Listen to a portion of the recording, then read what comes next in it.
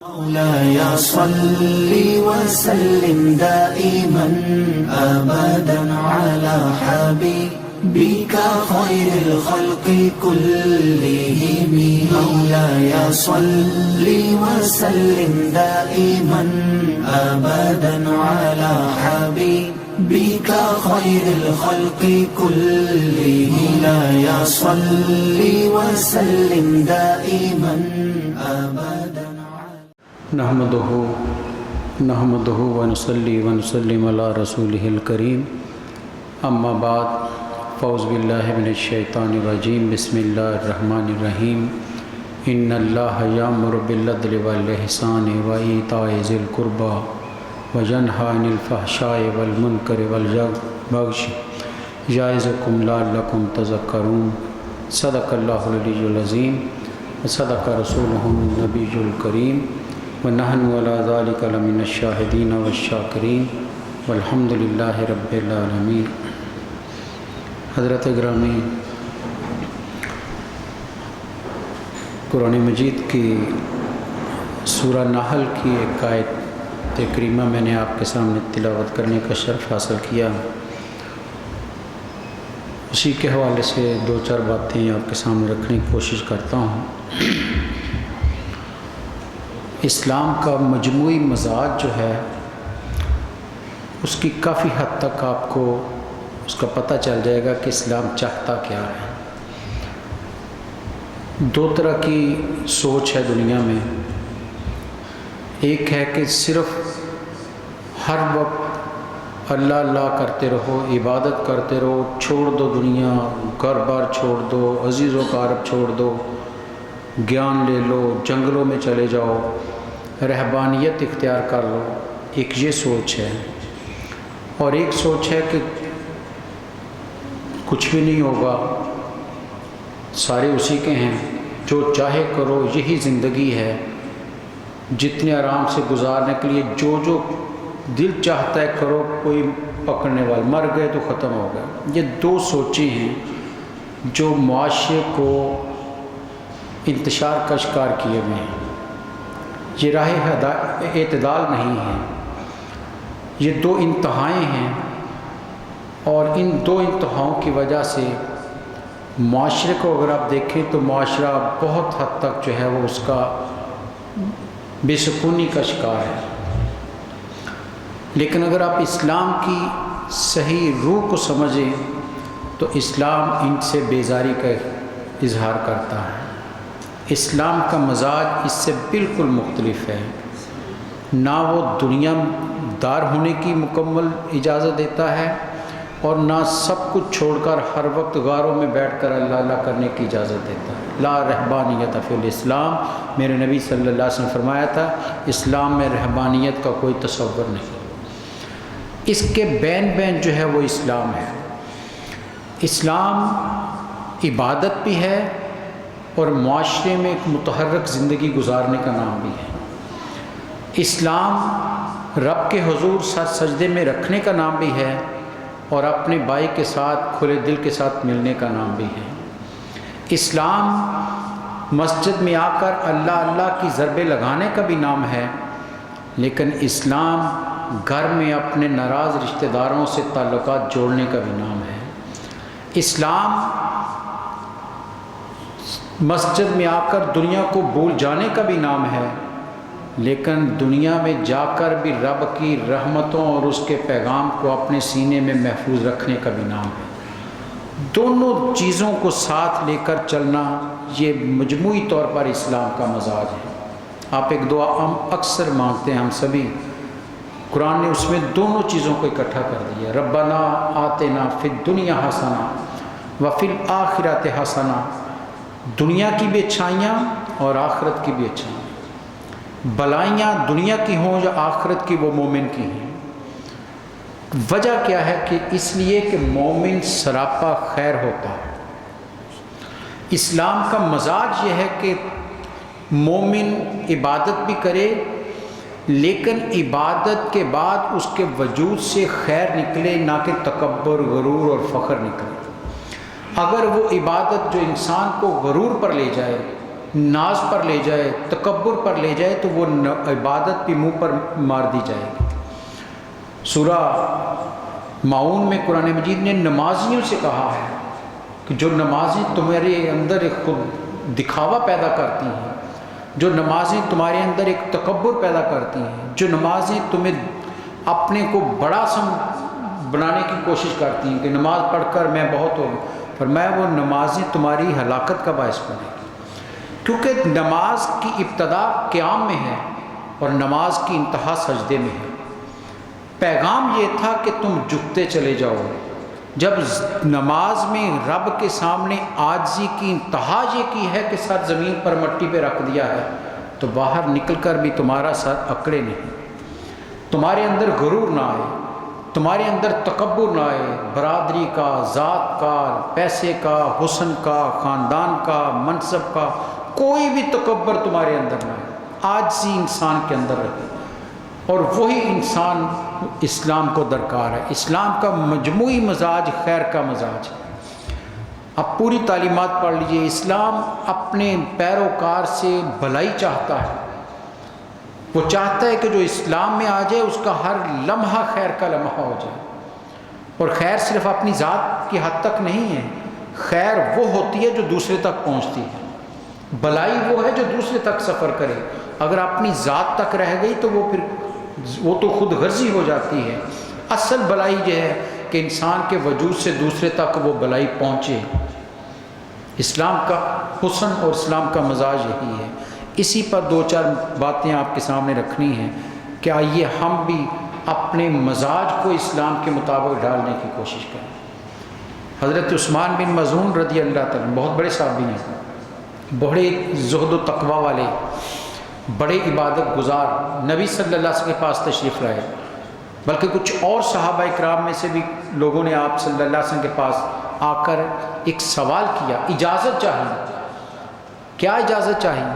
کہ یا رسول اللہ صلی اللہ علیہ وسلم ہمیں اجازت دیجئے کہ ہم اپنے گھر بار کو چھوڑ دیں، بیوی بچوں کو چھوڑ دیں، غاروں میں چلے جائیں، صحرا میں چلے جائیں، ہر وقت اللہ اللہ کرتے رہیں، ہر وقت عبادت کرتے رہیں، کوئی اور کام نہ کریں، ہمیں اجازت دیں۔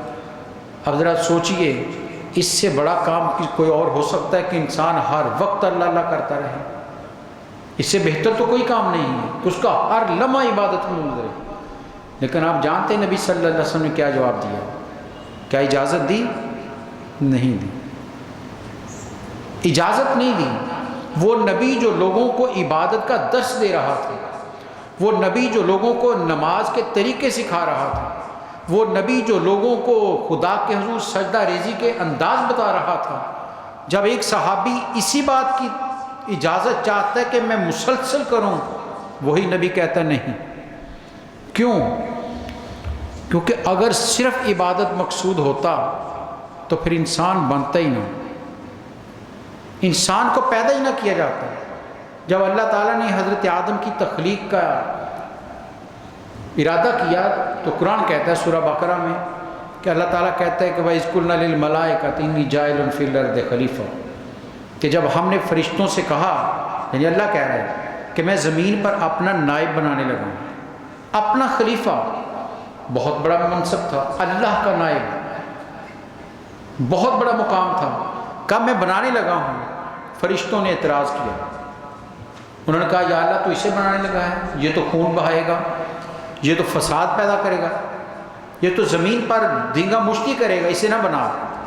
نحن نسبح بحمدک ونقدس لک، فرشتوں نے جواب کیا دیا، اسے نہ بنا، ہم تیری حمد کے ساتھ تیری تعریف کرتے ہیں، تیری تسبیح کرتے ہیں اور تیری پاکیزگی ہم بیان کر رہے ہیں۔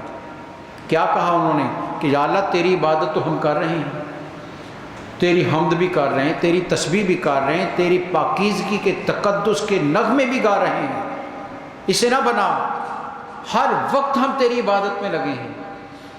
اگر رب کو فقط عبادت مقصود ہوتی تو کہہ دیتا تمہارا جواب بالکل درست ہے، لیکن قرآن کہتا ہے اللہ نے کہا انی اعلم ما لا تعلمون، جو میں جانتا ہوں تم نہیں جانتے۔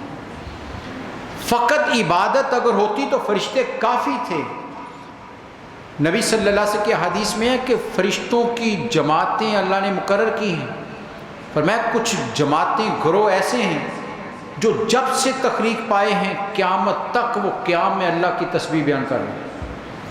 فرمایا کچھ ایسے ہیں جو حالت رکوع میں قیامت تک اللہ کی تسبیح کرتے رہیں گے۔ فرمایا کچھ ایسے ہیں جو سجدے میں پڑے اللہ کی حمد و ثنا کر رہے ہیں، مسلسل اللہ کی حمد ہو رہی ہے، تسبیح ہو رہی ہے، بلکہ قرآن مجید تو کہتا ہے کائنات کا ذرہ ذرہ اللہ کی تسبیح بیان کرتا ہے، جو کونپل کھلتی ہے وہ اللہ کی حمد کرتی ہے، جب صبح کی پہلی کرن آتی ہے تو وہ رب کی تعریف لے کر آتی ہے، جب نیا بچہ دنیا میں آتا ہے رب کی ربوبیت کا اظہار کرتا ہوا آتا ہے، ایک ایک چیز رب کی حمد کر رہی ہے۔ اگر صرف تعریف مقصود ہوتی تو وہ پابند کر دیتا کہ نہ تم نے کھانا ہے، نہ پینا ہے، نہ تعلقات بنانے ہیں، آ جاؤ سارے سجدوں میں پڑ جاؤ۔ نبی صلی اللہ علیہ وسلم فرمایا اس کی اجازت نہیں دیتا۔ کیا پیش کیا ان کے سامنے؟ فرمایا تمہارے لیے نمونہ میری ذات، ماڈل میں ہوں، نمونہ میں ہوں، مجھے دیکھو، میری بیویاں بھی ہیں، میرے بچے بھی ہیں، میں دن میں روزہ بھی رکھتا ہوں، رات کو روزہ کھول بھی دیتا ہوں، میں دن میں لوگوں سے معاملات بھی کرتا ہوں، رات کو رب کی عبادت بھی کرتا ہوں، میں جاگتا بھی ہوں، میں سوتا بھی ہوں، میں کھاتا بھی ہوں، میں بھوک بھی فاقہ بھی کرتا ہوں، نمونہ میری ذات ہے۔ ہاں تمہارے پورے وجود سے خیر کا پہلو نکلنا چاہیے، یہی سب سے بڑی بندگی ہے۔ کسی بھی لمحے تمہارے وجود سے کوئی شر نہ نکلے، برائی نہ نکلے، پھر تم اپنے رب کی بندگی میں کمال حاصل کرتے ہو۔ صرف عبادت ہی اگر مقصود ہوتی تو قرآن پھر انسان کو نہ بناتا، انسان تو بنایا تھا معاشرہ بنے گا، اور معاشرہ انسانوں کے ملنے جلنے سے بنتا ہے، ایک دوسرے کے ساتھ تعلقات جوڑنے سے بنتا ہے، کوئی بھائی ہے، کوئی رشتہ دار ہے، کوئی ہمسایہ ہے، کوئی افسر ہے، کوئی ماتحت ہے، مختلف قسم کے لوگوں کے ملنے سے معاشرہ تخلیق پایا ہے، اور اس معاشرے میں رہ کر رب کو راضی رکھنا یہی کمال ہے۔ اسی معاشرے میں رہ کر رب کو، اور ہر انسان ایک ہی مزاج کا نہیں ہے، ایک ہی گھر میں بسنے والے دو بھائی ایک مزاج نہیں رکھتے، ایک ہی باپ کی اولاد کے جو انتخاب ہے وہ مختلف ہوتا ہے، ذہنی صلاحیت مختلف ہے، ان کی اپروچ مختلف ہے۔ کمال یہ ہے کہ ان سب کے ساتھ رہتے ہوئے بھلائی اور خیر کے ساتھ زندگی بسر کیجیے، یہ اسلام کا مزاج ہے۔ اس لیے نبی صلی اللہ علیہ وسلم نے ارشاد فرمایا خیر الناس من ینفع الناس، اور کما قال، یہ نہیں کہا کہ مومن بہترین وہ ہے، فرمایا انسان بہترین وہ ہے، خیر انسان وہ ہے من ینفع الناس، جس انسان سے دوسروں کو نفع ملتا ہو۔ مومن کی بات نہیں کی ہے، مومن تو بہت اونچا مقام رکھتا ہے، ایک عام انسان اگر لوگوں کی بھلائی کا کام کرتا ہے، لوگوں کو نفع دیتا ہے، لوگوں کے لیے فائدہ مند ہے، تو میرے سرکار نے فرمایا وہ بہترین انسان۔ اور اگر مومن یہ کام کرے اس کا مقام اور مرتبہ آپ خود اندازہ کر سکتے ہیں۔ اسلام چاہتا کیا ہے؟ اگر ایک انسان بہترین بننا چاہے تو وہ لوگوں کے لیے بھلائی کرے، تو مومن پر کتنا لازم آتا ہے کہ وہ خیر کا باعث بن جائے۔ مومن تو ہوتا ہی سراپا خیر ہے، اس کا رویہ، اس کی سوچ، اس کا بولنا، اس کا چلنا، اس کا اٹھنا، کوئی بھی لمحہ اس کا شر پر نہیں ہوتا، خیر پر ہوتا۔ اس لیے تو نبی صلی اللہ علیہ وسلم پوچھا گیا یا رسول اللہ صلی اللہ علیہ وسلم مسلمان کون ہے؟ تو آپ نے یہ نہیں کہا جو 5 وقت کی نماز پڑھتا ہے وہ مسلمان ہے، آپ نے یہ نہیں کہا جو روزے رکھتا ہے وہ مسلمان ہے، آپ نے یہ نہیں کہا جو حج و زکوٰۃ ادا کرتا ہے وہ مسلمان ہے، نہیں، فرمایا یہ تو ہر ایک نے کرنے ہیں، امیر ہو، غریب ہو، بڑا ہو، چھوٹا ہو، یہ تو فرض ہے تم پر، یہ تو سب پر برابر آتا ہے۔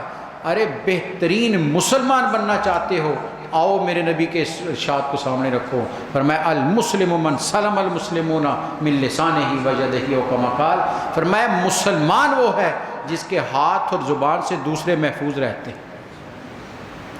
آپ نے تعریف بدل کے رکھ دی، آپ نے مسلمان کی تعریف ہی بدل دی۔ فرمایا عبادت تو سبھی کریں گے، سب پر فرض ہے، لیکن معاشرے میں اگر تمہارے وجود سے خیر نہیں پھیل رہی تو پھر وہ عبادت بھی تمہارے کام کی نہیں۔ نبی صلی اللہ علیہ وسلم تشریف فرما تھے، ایک صحابی نے عرض کی یا رسول اللہ صلی اللہ علیہ وسلم میرے ہمسائے میں ایک عورت ہے، اور یہاں یہ نہ سمجھیے کہ یہ صرف عورت کے لیے ہے، وہ چونکہ ایک واقعہ تھا اس نے پیش کر دیا، یہ مرد ہو یا عورت سب پر برابر ہے۔ کہ یا رسول اللہ صلی اللہ علیہ وسلم میرے ہمسائے میں ایک عورت ہے، بہت عبادت گزار ہے، 5 وقت کی نماز پڑھتی ہے، تہجد پڑھتی ہے، تلاوت کرتی ہے، روزے رکھتی ہے، لیکن یا رسول اللہ اس کی زبان سے ہمسائے محفوظ نہیں، اس کی زبان سے ہمسائے اور رشتہ دار محفوظ نہیں ہیں۔ تو میرے سرکار نے کیا کہا؟ فرمایا وہ جہنم میں جائے گی۔ جب یہ سنا تو ایک صحابی بولے یا رسول اللہ صلی اللہ علیہ وسلم میرے ہمسائے میں ایک عورت ہے، وہ 5 وقت کی نماز پڑھتی ہے، روزے ہیں تو روزے رکھتی ہے، زیادہ عبادت نہیں کرتی، فرائض ادا کرتی ہے، لیکن اس کی زبان سے نہ رشتہ دار نہ ہمسایہ کسی کو تکلیف نہیں پہنچتی، فرمایا وہ جنت میں جائے گی۔ مزاج اسلام کا سمجھیے، اسلام معاشرے کے لیے نفع بخش بنانا چاہتا ہے۔ جس انسان سے معاشرے کو فائدہ نہیں پہنچتا وہ انسان اسلام نہیں چاہتا، کیونکہ انسان کے اندر اللہ نے نفع کا خیر کا پہلو رکھا ہے اور اسی پہلو کو اسلام اجاگر کرتا ہے۔ ساری تعلیمات دیکھ لیجئے، اگر عبادت کر کے باہر جا کر انسان کا یہاں تو رب سے دعائیں مانگتا ہے میری خطا کو معاف کر دے، اور باہر جا کر اپنے بھائی کے گریبان کو پکڑ لے تو عبادت کا فائدہ۔ ہم نے عبادت کو رسم سمجھ لیا ہے، عبادت تو ہمیں ایک پیغام دے کر جاتی ہے، ارے یہاں رو رو کر دعائیں مانگ رہے تھے مجھے معاف کر دے، اپنے بھائی کی ایک خطا معاف نہیں کرتا۔ نبی صلی اللہ علیہ وسلم گزر رہے تھے، ایک صحابی اپنے غلام سے ناراض ہو گئے کسی بات پر تو مار رہے تھے، میرے نبی صلی اللہ علیہ وسلم دیکھا پیچھے ٹھہر گئے، پیچھے سے آواز دی سنو، وہ متوجہ ہوئے بھاگے ہوئے یا رسول اللہ صلی اللہ علیہ وسلم فرمائیے، فرمایا سنو جتنا حق تمہیں اس غلام پر ہے اس سے کہیں بڑھ کر رب کو تجھ پر حق حاصل ہے، جب تیری خطاؤں پر وہ تجھے نہیں پکڑتا تو کیوں نہیں چھوڑتا۔ مزاج دیکھیے اسلام کا، اسلام چاہتا کیا ہے کہ دوسروں کے لیے نفع بخش بن جاؤ، دوسروں کو اذیت کا باعث نہ بنو، دوسروں کے لیے تکلیف کا باعث نہ بنو۔ وہ کیا مسلمان کے مسجد سے نکلے تو گلی والے ڈر جائیں، محلے والے ڈر جائیں کہ اللہ خیر کرے، یہ بولے گا تو عزت اچھالے گا، اس کی زبان کھلے گی تو غلاظت کے انبار نکلیں گے۔ نہیں، مومن نہ زبان سے نہ ہاتھ سے کسی کو تکلیف دیتا، وہ سراپا خیر بن جاتا ہے۔ اور خیر کا سب سے بڑا وجود تو میرے نبی صلی اللہ علیہ وسلم، ہم نکلتے ہیں باہر، ہمیں کوئی زیادہ کیا تکلیف دے سکتا ہے؟ اپنے ہیں سارے، ایک مذہب کے ہیں، ایک نبی کے ماننے والے چاروں طرف بیٹھے ہیں، کیا زیادہ ہمیں تکلیف دے سکتا ہے؟ ذرا اس وجود کو ذہن میں لائیے، مکہ کی گلی ہو، کائنات کا سب سے بڑا نفیس وجود، پاکیزہ وجود مکہ کی گلی سے جا رہا ہو اور لوگ گالیاں دے رہے ہیں، کوئی برا بلا کہہ رہا ہو، کوئی کانٹے بچھا رہا ہو، چلیے طائف چلتے ہیں، کائنات کا سب سے بڑا وجود طائف کی گلیوں میں جا رہا ہے، اور طائف کے آوارہ بچے پیچھے آوازیں کس رہے ہیں، تالیاں مار رہے ہیں، اور تاریخ کہتی نبی صلی اللہ علیہ وسلم تھک کر ایک جگہ درخت کے سائے میں بیٹھنے لگے، وہ اتنے خباثت کا وجود تھے کہ نبی صلی اللہ علیہ وسلم کو بازو سے پکڑ کر کھڑا کر دیا، بیٹھنے نہیں دیا، پتھر برسائے گئے۔ جانتے ہیں آپ سارے، کائنات کے سب سے بڑے وجود کا پورا وجود لہو لہان ہے۔ اور حضرت زید کے کیا الفاظ ہیں، کہتے ہیں ایک جگہ جب بستی سے باہر نکلے، ایک درخت کے سائے میں نے کہا یا رسول اللہ تشریف رکھیے، آرام فرما لیجئے، میں نے آپ کے نالین مبارک اتارنے چاہے تو خون اتنا بہہ کر پاؤں میں جم چکا تھا کہ جوتا اترتا نہیں تھا۔ یہ کون سا وجود ہے، کون سا وجود ہے، ذہن میں رکھیے گا۔ فرشتہ آتا ہے سامنے اور کھڑا ہو جاتا ہے، یا رسول اللہ صلی اللہ علیہ وسلم میں پہاڑوں کا فرشتہ ہوں، ایک اشارہ چاہیے میں پہاڑ الٹا کر بستی تباہ کر دوں کہ اللہ کے رسول کو تنگ کیا، ظلم کیا ہے۔ پہلے لوگوں نے کیا، انبیاء نے، لیکن یہ کائنات کا سب سے نفع بخش وجود، یہ ہے خیر کا وجود. یہ وجود کا ہر لمحہ خیر کا ہے، ہر عمل خیر کا ہے. خیر تو ان کے قدموں سے پھوٹتی ہے. خیر بانٹتی وہ ہے جس پر وہ نظر ڈال دیتے ہیں. کیا کہا فرشتے سے کہ الٹا دو بستی؟ کہا نہیں، ارے یہ ان کا عمل ہے، لیکن میرا عمل کیا ہے؟ میں تو ان کے لیے نفع بن کر آیا ہوں، میں تو ان کو فائدہ دینے آیا ہوں. فرمایا نہیں، میں رحمت عالمین بن کر آیا ہوں. ہاں ہاتھ اٹھاؤں گا، دعا کروں گا، لیکن کیا کروں گا؟ اے اللہ میری قوم کو ہدایت دے دے. سوچئے ذرا اس مقام پر ہم اپنے آپ کو رکھ کر، اس واقعہ کو سامنے رکھ کر ہم کتنا خیر کے وجود ہیں. ہم اپنے بھائی کی ایک غلطی معاف کرنے کو تیار نہیں. ہم اپنے عزیز کی، ہمسائے کی، دوست کی ذرا سی بات پر گریبان پکڑتے ہیں، چھین لینا چاہتے ہیں اس سے سب کچھ، اسے بڑے مجمع میں بے عزت کر دیتے ہیں. لیکن وہ جس پر عزتیں ساری قربان ہیں، لیکن وہ اپنے سب سے بڑے دشمن کو بھی معاف کر رہا. یہ ہے خیر، یہ اسلام کا مزاج ہے. ہم نے اسلام کو فقط چند رسومات تک محدود کر کے رکھ دیا ہے. حضرات گرامی، اسلام فقط چند عبادات کا نام نہیں، یہ تو مسلسل زندگی کا نام ہے. یہ تو دین تھا، ہم نے مذہب بنا دیا. مذہب ہوتے ہیں چند طریقے کرنے کے لیے، دین ہے جو دنیا میں آ کر پہلا سانس لینے سے آخری سانس تک مسلسل رہنمائی کرتا ہے. یہ وہ دین تھا. تو اسلام کے مزاج میں خیر ہی خیر ہے، نفع ہی نفع ہے. کسی کے لیے نقصان نہیں ہے، کسی کو تکلیف نہیں ہے، کسی کے لیے اذیت نہیں ہے، کسی کے لیے پریشانی نہیں ہے. ارے لوگوں نے پتھر برسائے، لوگوں نے کانٹے بچھائے. وہی چچی ام جمیل، ابو لہب کی بیوی، کانٹے چن کر لاتی میرے نبی کی گزرگاہ میں بچھاتی ہے کہ تکلیف ہوگی ان کو. وہی بیمار ہوتی ہے تو خوشی کا اظہار نہیں کیا ہے. پتہ چلا پوچھا آج کانٹے نہیں ہیں، کہا چچی کہیں بیمار نہ ہو، پتہ کرو. پتہ چلا بیمار ہے. اب سوچیے حضرات، دل پر ہاتھ رکھیے، ہم کیا کرتے ہیں؟ آج ہمارا معاشرہ کیا ہے؟ رشتہ دار ہو، ناراضگی ہو گئی ہو، پتہ چلے اس کے ہاں مصیبت آ گئی، ہم خوشی کا اظہار کرتے ہیں. یہ میرے رسول کی ذات ہے، یہ کائنات کو نفع دینے والے وجود کی ذات ہے. پتہ چلا وہی چچی جو کانٹے بچھاتی ہے، میرے سرکار جا کر اس کی تیمارداری کر رہے ہیں، چچی کا حال پوچھ رہے ہیں. کیوں؟ کہ اسلام تکلیف دینا نہیں چاہتا. صحابی نے کہا تھا یا رسول اللہ صلی اللہ علیہ وسلم، میرا ہمسایہ، میرا ایک عزیز میرے ساتھ اچھا سلوک کرتا تھا، میں بھی اس کے ساتھ اچھا سلوک کرتا تھا. اب وہ میرے ساتھ برا سلوک کر رہا ہے، کیا میں بھی اسی کے ساتھ برا سلوک کروں؟ یہی ہمارا رویہ کہتا ہے. ہم یہی کرتے ہیں کہ جو اچھا بولے ہم اچھا بول لیتے ہیں، جو برا بولے اس کو برا جواب دیتے ہیں. یہی سوال صحابی نے میرے نبی صلی اللہ علیہ وسلم سے پوچھ لیا کہ میں بھی اس کے ساتھ برا کروں؟ تو میرے نبی نے کیا جواب دیا؟ فرمایا وہ اچھا کرتا ہے، تم اچھا کرتی ہو، تو یہ تو عدلے کا بدلہ ہو گیا. فرمایا سنو، نیکی یہ ہے کوئی تمہارے ساتھ برا بھی کرے تم اس کے ساتھ اچھا سلوک کرو. یہ ہے نیکی. کوئی آپ کو اٹھ کر سلام کرے، آپ بھی اٹھ کر سلام کریں گے. ارے مزہ تو تب ہے کہ آپ کو برا کہہ رہا ہو پھر بھی آپ مسکرا کر گلے لگا رہے ہیں. اسلام یہ مزاج دیتا تھا. اسلام کا ماننے والے کا رویہ یہ ہوتا تھا. صحابہ کرام کو دیکھ لیجیے.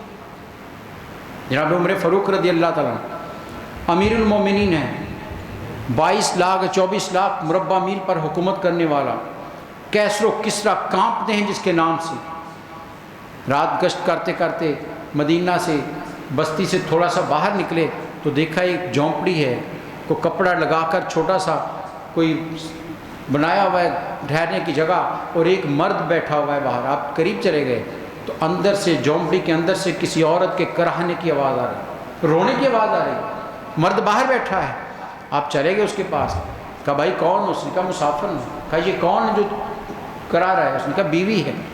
تو پوچھا کیوں، کیا اذیت ہے اسے، کیا تکلیف ہے؟ تو اس نے کہا جی میرے ہاں بیٹے کی ولادت کا وقت ہے اور اس کی تکلیف سے وہ رو رہی ہے، تکلیف ہے اس لیے وہ کرا رہی ہے. آپ نے فرمایا تمہارے ساتھ کوئی اور عورت نہیں؟ اس نے کہا جی ہم دونوں میاں بیوی تھی، ولادت کا وقت آ گیا ہے، کوئی بھی نہیں ہے. آپ نے فرمایا ٹھہرو میں آتا ہوں. امیر المومنین بھاگے گھر کی طرف، اپنی زوجہ سے کہا آؤ میرے ساتھ، کچھ ساتھ جو ضروری اسے بتائے ساری کیفیت کہ یہ واقعہ ہے، کہا کچھ چیزیں ساتھ لے لو، چلے گئے، اسے اپنی بیوی کو اندر بھیج دیا، خود باہر ٹھہر گئے، اندر سے آواز آتی پانی چاہیے، امیر المومنین عمر فاروق بھاگے جا رہے ہیں، پانی لے کر آ رہے ہیں، پھر آواز آتی ہے فلاں چیز چاہیے، عمر فاروق بھاگے جا رہے ہیں، چیز لے کر آ رہے ہیں، وہ آدمی آرام سے بیٹھا ہوا ہے، جس کی بیوی تکلیف میں وہ آرام سے بیٹھا ہوا ہے، عمر فاروق بھاگے جا رہے ہیں، 1 دفعہ 2 دفعہ 3 دفعہ، تھوڑی دیر کے بعد اندر سے آواز آئی امیر المومنین اپنے ساتھی سے کو مبارکباد دیجیے، اس کے ہاں بیٹا ہوا ہے۔ خوشی کی بات تھی، اس شخص نے جب امیر المومنین کا لفظ سنا کانپ اٹھا، ڈر گیا، کانپنے لگ گیا کہ امیر المومنین تو عمر فاروق ہیں اور میں نے ان کو اس کام پر لگا دیا، یہ میری خاطر بھاگے جا رہے ہیں، کبھی پانی لا رہے ہیں، کبھی کوئی چیز لا رہے ہیں، ڈر گیا، کانپنے لگ گیا کہ اب خیر نہیں ہے، اب یہ مجھ سے بدلہ لیں گے، میں تو مارا گیا۔ عمر فاروق نے بھانپا، محبت کا شفقت کا ہاتھ اس کے کاندھے پر رکھا اور کہا بھائی کیوں پریشان ہوتے ہو، ارے یہ مدینہ ہے، یہاں سے نفع ہی نفع ملتا ہے، یہاں سے خیر ہی خیر ملتی ہے، یہاں کسی کو تکلیف میں دیکھا نہیں جاتا۔ یہ ہے اسلام کا مزاج، یہ اسلام کا مزاج ہے جو ہم آج بھول چکے ہیں۔ ہمیں ہمسائے کی خبر نہیں، ہمیں اپنے بھائی کی خبر نہیں، ہمیں یہ خبر ضرور ہے کہ اس نے مجھے فلاں وقت یہ کہا تھا، اس کا بدلہ لینا ہے۔ کرو مہربانی تو محل زمین پر، خدا مہرباں ہوگا عرش دو۔ نبی صلی اللہ علیہ وسلم کے حدیث سے فرمایا جو لوگوں پر رحم نہیں کرتا اللہ اس پر رحم نہیں کرتا۔ تو عبادت تو کرنی ہے، عبادت سے انکار نہیں ہے، لیکن اس عبادت پر نظر بھی رکھنی ہے کہ یہ عبادت میرے اندر کوئی تبدیلی پیدا کر رہی ہے یا نہیں، میرے اندر اثر ہو رہا ہے یا نہیں، کیا اس عبادت نے میرے مزاج کو نرم کیا، کیا اس عبادت نے میرے رویوں میں نرمی ڈالی۔ مسجد میں میں رو رو کر آپ سے دعائیں مانگ رہا تھا مجھے معاف کر دے، اور باہر نکل کر بڑے رونق کے ساتھ اپنے بھائی کی خطا پر اس سے ناراض ہوتا ہوں، کہاں گئی وہ عبادت، کہاں گیا وہ رونا؟ کیوں ہمارے دعائیں قبول نہیں ہوتی؟ اس لیے کہ ہمارے عمل میں دو رنگی نظر آتی ہے، ہم مسجد میں اور ہیں باہر اور ہیں، ہم مسجد میں خدا کے سامنے عاجز بن جاتے ہیں، باہر متکبر بن جاتے ہیں، ہم مسجد میں خدا سے اپنے گناہوں کی معافی چاہتے ہیں، باہر اپنے بھائی کی ایک خطا کو معاف کرنے کو تیار نہیں۔ تو حضرات گرامی اسلام یہ نہیں ہے، اسلام کا مجموعی مزاج خیر کا مزاج ہے، نفع کا مزاج ہے کہ نفع دو لوگوں کو، خیر دو لوگوں کو، آسانیاں بانٹو، یسروا ولا تعسروا۔ میرے نبی نے ہر قافلے کو روانہ کرتے ہوئے یہ کہا تھا ارے جہاں جا رہے ہو لوگوں میں آسانیاں بانٹنی ہیں، مشکلات نہیں بانٹنی، نرمی دینی ہے لوگوں کو، انسوا ولا تنفروا کما قال، ارے لوگوں میں محبت بانٹنی ہے، نفرت نہیں بانٹنی۔ ہم نے اسلام کی آدھی چیزوں کو اپنایا جس میں اپنا فائدہ نظر آتا ہے، نہیں، اسلام بحثیت مجموعی قبول کرنے کا نام ہے، اسلام تو بحثیت مجموعی ماننے کا نام ہے۔ ہم بھائی کو مسکرا کر دیکھنا بھی اسی نبی کا حکم ہے جو نماز کا حکم دے رہا، مسجد میں آ کر جگہ کو صاف کرنا اسی نبی کا حکم ہے جو یہ حکم دیتا ہے کہ بازار میں لوگوں گزرنے والوں کے لیے کوئی تکلیف دہ چیز نہ رکھو، راستوں کو صاف رکھو۔ دیکھ لیجئے باہر نکل کر معذرت کے ساتھ کسی بھی محلے چلے جائیے، میرے نبی کی اس حدیث پر کتنا عمل کیا جاتا ہے، کتنا اس حدیث پر عمل ہوتا ہے کہ بازاروں کو صاف رکھو۔ صحابہ سے کہا راستے کا حق ادا کرو، جہاں بیٹھو نہ۔ صحابہ نے کہا یا رسول اللہ کاروبار کرتے ہیں، بیٹھنا مجبوری ہے، فرمایا پھر اس کا حق ادا کرو۔ یا رسول اللہ کیا حق ہے؟ فرمایا نگاہیں نیچی رکھو اور راستہ صاف رکھو۔ یہ بھی اسی رسول کا حکم ہے جو کہتا ہے روزے رکھو۔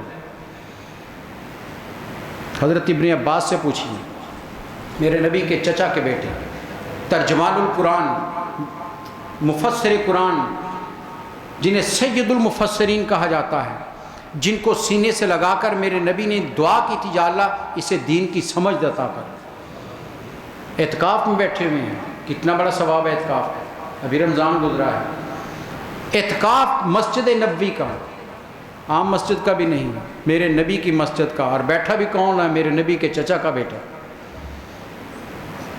اعتکاف میں ایک شخص ان کے پاس آیا اور آ کر کہنے لگا ہے ابن ام رسول، ایک بات، ایک مسئلہ ہے میرا۔ آپ نے کہا بتاؤ۔ کہنے لگا فلاں شخص کا میں مقروض ہوں، میں نے وعدہ کیا تھا، وہ وقت آ گیا ہے، وہ مجھ سے مطالبہ کرتا ہے، میں نے بڑی کوشش کی، میرے پاس بنی نہیں، میں نے بڑی منتیں کی ہیں، وہ مجھے مہلت نہیں دے رہا۔ تو کہا پھر؟ کہنے لگا مجھے اتنا یقین ضرور ہے، آپ ایک مرتبہ جا کر اسے کہیں گے تو وہ مجھے مہلت دے دے گا۔ اس یقین کے ساتھ آپ کے پاس آیا ہوں کہ آپ ایک مرتبہ جا کر اسے کہہ دیں تو وہ آپ کی بات نہیں ٹالے گا۔ یہ سنا تو میرے نبی کے چچا کا بیٹا ابن عباس، حضرت عبداللہ بن عباس رضی اللہ تعالیٰ سید المفسرین، اپنا وہ بوریا جو مسجد میں اعتکاف کے لیے بچھایا ہوا تھا اکٹھا کیا، چادر کاندھے پر ڈالی اور مسجد سے نکلنے لگے۔ صحابہ اکرام جو بیٹھے ہوئے تو انہوں نے فوراً کہا اے ابن عباس، اعتکاف میں ہو، مسجد سے باہر جاؤ گے اعتکاف ٹوٹ جائے گا، کفارہ پڑے گا۔ تو کیا جواب دیا؟ آپ مسجد کون سی ہے؟ مسجد نبوی ہے، وہیں تو میرے سرکار تشریف فرما ہے، وہیں ہے نا۔ حضرت ابن عباس کھڑے ہو گئے، میرے نبی کے روضہ کی طرف اشارہ کیا، فرمایا سنو، اس صاحب مزار سے میں نے خود سنا، ارے لوگوں کی تکلیف کو دور کرنے کے لیے کوشش کرنا 100 اعتکاف کرنے سے بہتر ہے۔ آج ہم کتنا کرتے ہیں اس پر؟ یہ اسلام کا مزاج ہے۔ اسلام لوگوں کی تکلیفوں کو دور کرنے کا نام ہے، اذیت دینے کا نام نہیں ہے۔ آئیے ہم بھی اپنے نبی کی ان سنتوں کو اجاگر کریں، اپنے نبی کے ان تعلیمات پر عمل کرنے کی کوشش کریں، اسلام کا وہ صحیح چہرہ سامنے لے کر آئیں کہ مسلمان جدھر سے گزرے لوگ کہیں کہ ایک امن دینے والا آ رہا ہے، سلامتی کا پیکر آ رہا ہے، لوگوں کے لیے رحمت کا باعث بننے والا آ رہا ہے، لوگوں کے لیے خیر کا باعث بننے والا آ رہا ہے۔ دیکھ لیجئے قرآن مجید نے امت کو خیر امت کہا ہے، کنتم خیر امت، تم بہترین امت ہو، خیر امت ہو۔ کس لیے ہو؟ کہ نمازیں زیادہ پڑھتے ہو؟ کہا نہیں۔ اس لیے کہ روزے زیادہ رکھتے ہو؟ قرآن کہتا ہے نہیں۔ اس لیے کہ بہت تم حج کرتے ہو؟ قرآن کہتا ہے نہیں۔ کیوں بہترین امت ہے؟ قرآن کہتا ہے اخرجت للناس تأمرون بالمعروف وتنہون عن المنکر، ارے تم لوگوں کی خاطر نکلتے ہو، نیکی پھیلاتے ہو، برائیوں سے روکتے ہو، نیکی کی تعلیم دیتے ہو، خیر کی تعلیم دیتے ہو، نفع کی تعلیم دیتے ہو، تم لوگوں کو تکلیفوں سے برائیوں سے روک لیتے ہو، اس لیے بہترین امت ہو۔ نماز پر بہترین امت نہیں کہا، حج پر بہترین امت نہیں کہا، لوگوں کی بھلائی کے کام میں قرآن نے اسے بہترین امت کہا۔ یہ قرآن کا مزاج بھی ہے، میرے نبی کا مزاج بھی ہے، اور اسلام کا یہی حقیقی مزاج ہے۔ آئیے ہم ان چیزوں کو آج بھول چکے ہیں، آئیے وہ عمل کریں جس سے میرے نبی خوش ہوتے ہیں۔ میرے نبی معاشرے میں رہ کر لوگوں کو فائدہ دیتے تھے، لوگوں کی تکلیف۔ حضرت ابوبکر صدیق خلیفہ بن گئے، خلیفہ بن کر مسجد نبوی سے باہر نکلے، پہلا خطبہ دے دیا، بیعت ہو گئی، اب باہر نکلے، گھر جا رہے ہیں، راستے میں ایک بچی نے ہاتھ پکڑ لیا اور کہا ابوبکر آپ امیر المومنین بن گئے، خلیفۃ الرسول بن گئے، آپ بڑے منصب پر آ گئے ہیں، میں یتیم ہوں، آپ بھی جانتے ہیں، اب ہماری بکریوں کا دودھ کون دھویا کرے گا؟ تو کیا جواب دیا ابوبکر صدیق نے؟ یہ تو نہیں کہا کہ کسی کا انتظام کرتے ہیں، کسی اور سے کروا لو، اور میں بیٹی سنو، میں حلف اٹھانے سے پہلے بھی ابوبکر تھا، اب بھی ابوبکر ہوں، تمہاری بکریوں کا دودھ میں ہی دھویا کروں گا۔ یہ ہے خیر۔ یہ واقعات ہم بھول چکے ہیں، ہم یہ واقعات سنانے کو سننے کو تیار نہیں ہیں۔ یہ اصل چہرہ ہے اسلام کا۔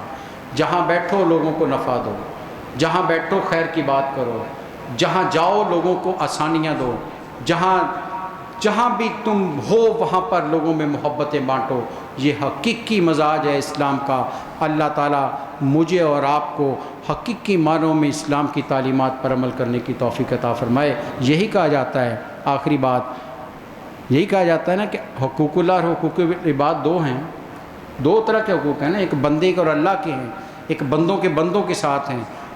کیا فرمایا نبی صلی اللہ علیہ وسلم نے؟ حدیث بہت سخت ہے، شاید پہلے بھی آپ نے سنی ہو، وہی پیش کر کے اپنی بات کو ختم کرتا ہوں۔ فرمایا حشر کا دن ہوگا، بلکہ صحابہ سے پوچھا صحابہ بتاؤ مفلس کون ہوتا ہے؟ مفلس، صحابہ نے کہا یا رسول اللہ ہمارے نزدیک تو جس کے پاس کچھ نہ ہو غریب مفلس۔ فرمایا نہیں، فرمایا مفلس وہ ہے کہ حشر کے دن وہ آئے گا بڑی نمازیں پڑھ لے کر، بڑے سجدے لے کر، بڑے روزے لے کر، بڑی سخاوت لے کر، بڑے حج لے کر آئے گا، بڑی عبادت کے زوم میں حشر کے میدان میں آئے گا، لیکن فرمایا ساتھ ہی کسی کو گالی دی، کسی کا حق چھینا، کسی کو مارا، کسی کا برا کیا، کسی کو تنگ کیا۔ فرمایا یہ بھی ہوگا۔ فرمایا وہ اللہ کے حضور حساب کے لیے پیش ہوگا، وہ سارے لوگ بھی ساتھ اکٹھے ہو جائیں گے۔ جب حساب ہونے لگے گا ادھر سے ایک پکارے گا یا اللہ اس نے مجھے گالی دی تھی، میں نے کچھ بھی نہیں کیا اس نے گالی دی۔ ادھر سے ایک بولے گا یا اللہ میں جا رہا تھا اس نے جان بوجھ کر مجھ پر میری عزت پر حملہ کیا۔ کوئی کہے گا اس نے مجھے بلا وجہ مارا۔ لوگ مطالبے کریں گے، اللہ فرشتوں سے کہے گا، یہ نبی صلی اللہ علیہ وسلم بیان کر رہے ہیں، میں مفہوم آپ کے سامنے رکھ رہا ہوں، آپ کی بتائی ہوئی حدیث ہے۔ فرمایا اللہ فرشتوں سے کہے گا اس شخص کی نیکیاں ان لوگوں میں بانٹ دو۔ فرمایا اس کی نیکیاں لوگوں میں بانٹ دی جائیں گی، لیکن لوگ ابھی ختم نہیں ہوئے، ابھی لوگ اور بھی باقی ہیں، نیکیاں ختم ہو گئیں۔ فرشتے کہیں گے یا اللہ لوگ ابھی اور بھی کھڑے ہیں، نیکیاں ختم ہو چکی ہیں۔ تو میرے سرکار نے فرمایا اللہ فرشتوں سے کہے گا اب ان لوگوں کے گناہ اس کے سر پر ڈال دو۔ فرمایا لوگوں سنو، وہ جو بڑی عبادت لے کر آیا تھا، بڑے سجدے لے کر آیا تھا، بڑے روزے لے کر آیا تھا، فرمایا مفلس وہ ہے کہ قیامت کے دو روز فرشتے گھسیٹتے ہوئے اسے جہنم میں لے جائیں گے۔ آئیے اپنے رویوں سے لوگوں کے لیے بہتریاں پیدا کریں، اپنے رویوں سے لوگوں کے لیے آسانیاں پیدا کریں، تاکہ کل حشر کے دن جب رب کے حضور جائیں تو کوئی ہم پر انگلی نہ اٹھائے، رب دیکھے اور کیسے جنت میں لے جاؤ۔ وآخر دعوانا ان الحمدللہ رب العالمین۔ مولاي صل وسلم دائما أبدا على حبيبك